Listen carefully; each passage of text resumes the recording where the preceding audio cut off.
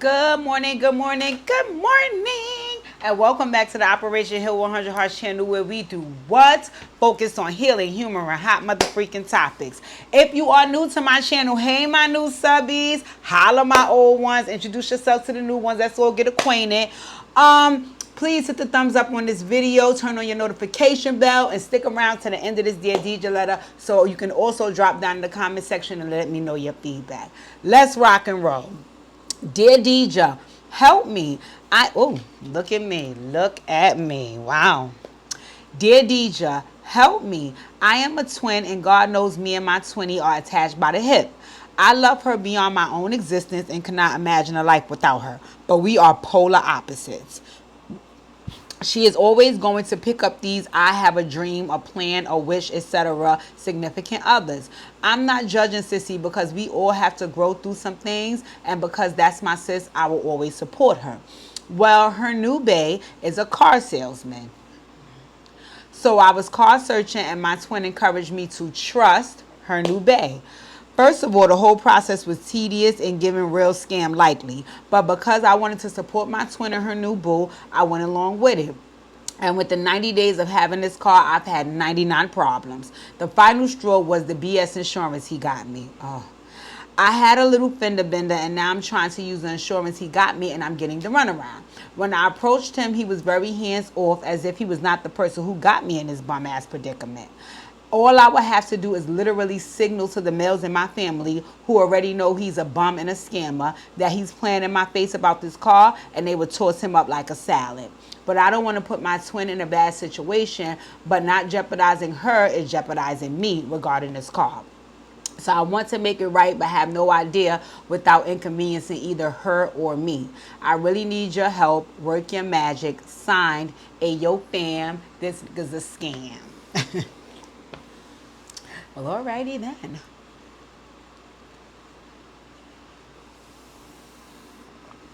Well, first of all, you know this Operation Heal 100 Hearts channel does not condone violence. So I don't suggest that you get the cousins to toss him like a salad, right? I don't suggest that. Heal up, will up, bring it back, come rewind.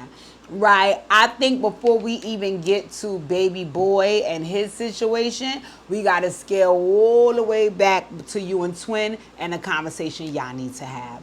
Right, because in the beginning of this letter, you definitely shared that there's a number of things that your twin may be doing that you don't always agree with and you don't feel like is in her best interest. So if you were in an Operation Heal 100 Heart session, we would be discussing right now what it would look like for you to have that conversation with your twin without you two having to come to blows. Right? And I think that having that preliminary conversation will help set the tone for you to go in it and say, and about this car. You know what I'm saying? Because you have already built up your evidence and you've already shared with her everything you're feeling and thinking. So now when you bring up this car, she's like, okay, well, that's not hard for me to hear because I already heard everything else. So in the Operation Heal 100 Heart session, we will be doing what I call, oh my God. This part right here is what I call delivering the message for the messenger. Right? Because, no, I'm lying. Delivering the message for the recipient. Right? And the reason why I like to say this is because most times when I see people want to give other people feedback, they're always thinking about themselves. So like in an Operation Heal 100 Heart session, I have a way that I speak. I have a way that I speak in my regular life, right? So sometimes I could be telling you something for your own good, but cursing you the fuck out. So you're like, okay, I didn't know you meant well because look how you speaking to me, right? That's my tone. That's my mannerisms. That's that, right? But when I'm in an Operation Heal 100 Heart session, a lot of my demeanor and my tone change because I want you to receive the message the way you receive it. I'm not just so selfish in how I deliver it as a messenger. Right? So for your sister, and that's your twin, so I can imagine that you know her like the back of your hand, right? We need to figure out a way for you to have this uncomfortable conversation. And the reason why I'm saying you need to come in and get your Operation Heal 100 Heart session so we can, iron this thing out to what it's going to look like is because That's your twin. So the fact that you have all of those emotions about her choices and you're sharing them in a Dear Deidre letter and not with her because you did not one time say, oh, I have said to my sister, you playing yourself. You basically said, I just stand back and allow her to do her because she has to grow, which I don't disagree with that.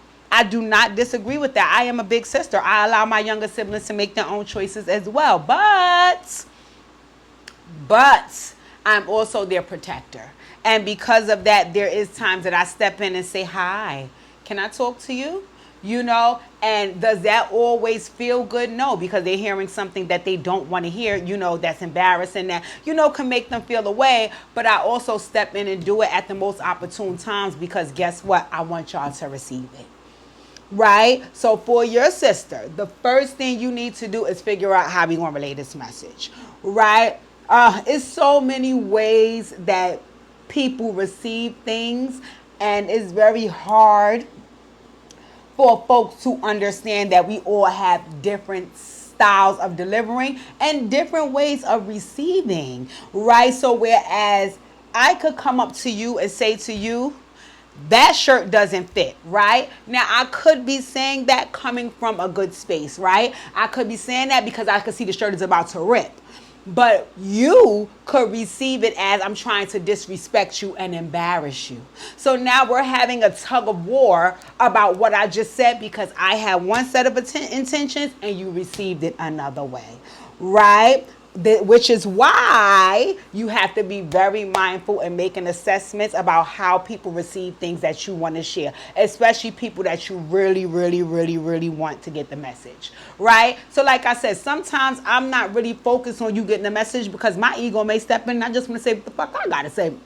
So let me let your stupid ass fucking know. And I'm there talking my BS, and how I land is how I land, right? But when I want, case in point, my siblings, my spouse, my family, my Healing Hearts participants, when I really, really need for you to hear me, and I'm not BSing and I'm not joking, I think about what works for you. Right? So I think with your sister, you need to say, listen, my sister is the type that 1, 2, 3, 4, 5. Those are 5 things I know about her. Right? So because I know those 5 things, I have to now maneuver this way, that way, around that way, and underneath that way because I need her to get the message. And the message is she has been making some poor choices, according to you. Right? Now, let me run this back because a lot of times people do this, right? They feel like you're making some poor choices. But I may not feel like I'm making poor choices, right? So when you're going to Sissy Bear, we need some proof supporting your statement, right? So like case in point, let me see what I can use for myself, right? I remember when somebody wanted to share with me that I was being too nice, right? Which is an incredibly it's something that I'm working on, right? But I was being too nice. So, no, matter of fact, I'll take that off the table. Let me give you a perfect example.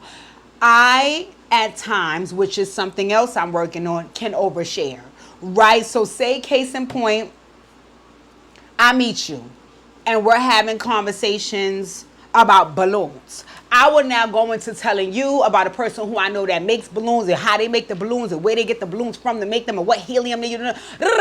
Running my fucking mouth about somebody else's business, right? That's oversharing. Or instead of me just keeping the conversation on balloons, now I done went into all 5, 6, 7 other conversations because I'm comfortable with you and I'm doing what? Oversharing. And I never forget when I was having a 40th birthday party, I went to look at venues. And when I went to look at the venues, I had a price range in my head. And a lot of times some of these places superseded my price range. Some of them were right within it. But again, I was looking for a beautiful place to have it, so I had to make sure I got what I wanted. So all of the places that I loved, more than likely they superseded my price range. So one place that I went to, it was beautiful and I loved it, and it was within my budget. So I was like, oh my God, that's great. So the lady was so nice. She and I was having dialogue, right? And in the process of us having dialogue, I shared with her that I was about to step outside of my budget and pay more for another place. that looked beautiful, and I was so happy that she was charging this, they was charging here, and I could afford this, and blah, blah, blah, blah, blah. So lady said, okay, all right, no problem. Afterwards, when she sent me the documentation over to sign the contract, she had upped the price than what she originally said. And I remember the person that went with me to look at the venue said, of course she would, because you're so busy there running your mouth over sharing about what you were willing to pay. So she said, if you're going to give them that, you can give me that. And I was like, wow, I don't think that the person that shared that with me would have been able to land that plane had they not attached it to something, right? So that's what I mean about you have to come with facts. You have to come with facts. So now if you're going to tell your sister, listen, you're making poor choices, you need to be able to run down all of the poor choices. I don't mean all, let me not lie. Be able to run down about 35% of them. Because sometimes you start telling people all about what they did wrong and all that, they be looking at you like they want to slap the shit out you, right? That could go left. So maybe if she doesn't seem to be able to digest what you're saying, you can say, okay, well, not even right now. Remember when we was 8 and you did boom, boom, boom, and then we was 10, you did boom, boom, boom, and then we was 12, you did boom, boom, boom, and then we was 14, you did boom, boom, boom. And how all of them things bowed you? That's what I mean about the poor choices, right? So again, I want you to be able to come to your sister with examples and facts, because that could really, really hinder you if you just come making it seem like you're sharing your opinion, right? Now, be able to make assessments, right? Be able to make assessments. So if you're looking at your sister and you have already said 2 examples, and it look like if you try to go on for the kill with the third, she might bust out crying, back up. Back up. And I say that because you're not trying to upset her. In these moments, you're not trying to upset her or hurt her. You're actually trying to protect her. And if she's about to get emotional with you, that means you're triggering something in her by continuously bringing these things up. So back up. Back up. All right? And give her a moment, right? Because if she does need to get emotional, it's going to happen regardless. But you don't want to keep banging, banging, banging and punch the emotion out of her, right? So back up, right? And once you've made the self-assessment and you've laid it out for her, and she seems to be receiving it pretty well, you also have to be able to come up with solutions, right? Which is why I invite the both of you, you first, to come to the Operation Heal 100 Heart sessions, because a lot of times it's hard to hear from people all of the problems. What the fuck are you telling me all of the problems for? Do you have any fucking solutions, right? So for me, most times I try to help with a solution. Now, let me say this about that, because this is something else I'm working on. If you want to assist with her finding a solution, that's fine. But what you can't do is make finding a solution your job. Because what will end up happening is you will become the overprotective sister that always swoops in and saves the day. So because of that, she doesn't need to save herself. And you don't want to enable your sister that way. From the sounds of things, you two are both adults. You don't want to enable your sister that way. So, because of that, you can assist her in finding solutions, but do not find the solutions for her, right? Also, you have to give her the time and the space to do so. I remember my mom said something to me that stuck with me. She said, I remember going to her complaining, saying, you know, I might have been dating at this time. I've been dating Harry for 2 years, and whatever the person did, I basically was telling my mother that I had told Harry I didn't like what he did last year, and he told me he'd been doing it for 20 years, and because it's been a whole year since I told him I didn't like it, he needed to change it. And I never forget, my mother looked at me and said, well, I'll tell you what, Khadijah, if somebody has been doing something for 20 years, it may take them 20 years to change. I was mortified when I heard that. But in any event, I understood it, and it helped me give grace in these situations. So right now, your sister needs grace, right? So when you're speaking to her and she's saying she's going to come up with solutions and she's going to change, you have to keep an open mind that takes time, right? Okay, boom. Let's just say you went in and had this conversation with your sister. Y'all get into a good place, yada, yada, yada. But then remember, the goal is to have the conversation about the car, because that's what the issue is at the moment. Now, when she has digested all of that, right? And she's like, you know what, sis, I hear you. Then this is what you have to do. And again, this has to get said as delicate as possible because you have to be mindful in offending your sister. You say, and sometimes, sis, no shade, no disrespect, but sometimes your poor choices affect me.